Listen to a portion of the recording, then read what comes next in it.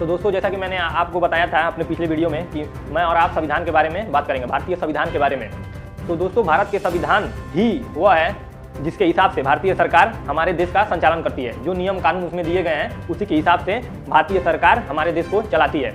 तो दोस्तों, संविधान ही वह कारण है जिसके कारण हम अपनी ज़िंदगी स्वतंत्रतापूर्वक जीते हैं, और संविधान ही हमें यह इजाज़त देती है कि तानाशाही सरकार के खिलाफ अपनी आवाज़ को उठा सकें, और कुछ भी अन्याय हो तो संविधान हमें अभिव्यक्ति की आज़ादी देता है कि उस अन्याय के खिलाफ हम अपनी आवाज़ को सामने रख सकें।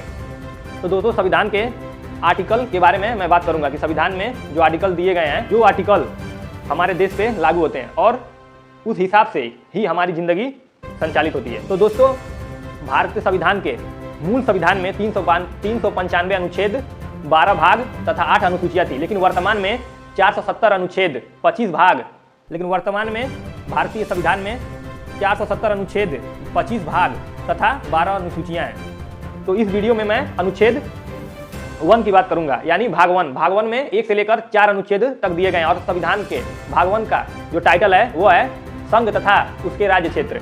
तो मैं इसमें संविधान के आर्टिकल 1 के बारे में बात करूंगा कि तो दोस्तों, संविधान का जो आर्टिकल 1 है वो कहता है कि India that is Bharat shall be union of state, यानी भारत राज्यों का संघ है।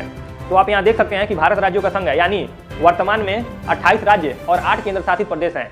ये सभी मिलकर एक भारत का निर्माण करते हैं, यानी सभी को मिलाकर एक भारत यानी संघ बनता है। तो वर्तमान जैसे आप देख सकते हैं कि राजस्थान, उत्तर प्रदेश, बिहार, महाराष्ट्र और केंद्र शासित प्रदेश आप ले लीजिए तो दिल्ली, लद्दाख और जम्मू तथा कश्मीर, ये सभी मिलकर राज्य तथा केंद्र शासित प्रदेश सभी मिलकर एक संघ का निर्माण करते हैं, यानी एक देश का निर्माण करते हैं। तो भारतीय संविधान के अनुच्छेद 1 में कह दिया गया है कि भारत राज्यों का संघ है। और आप यह भी देख सकते हैं आर्टिकल 1 में कि भारत, यानी आप यह भी इसमें कन्फर्म होता है कि हमारे देश का नाम है भारत, और इंग्लिश में इसे इंडिया कहते हैं। तो इस वीडियो में हमने यही जाना कि भारतीय संविधान के भाग 1 का जो पहला अनुच्छेद है वो यही कह रहा है कि भारत राज्यों का संघ है। और इसका एक और नज़रिया है, जैसे आप देख सकते हैं कि भारत राज्यों का संघ है, तो इसका एक और मतलब आप समझ सकते हैं कि कोई भी देश, संघ का मतलब होता है कि सभी राज्य केंद्र शासित प्रदेश मिलकर एक देश का निर्माण करते हैं, यानी हर राज्य में जो एक फ्लैग होगा वो एक होगा, यानी तिरंगा।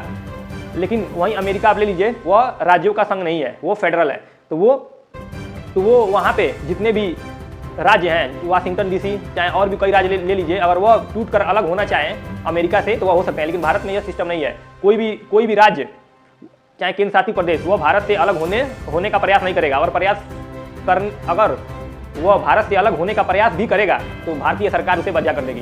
बर्जा करने का तात्पर्य है कि उनको बहुत दिक्कतों का सामना करना पड़ सकता है, और उनको जेल तक जाना पड़ सकता है देशद्रोह के नाम पर।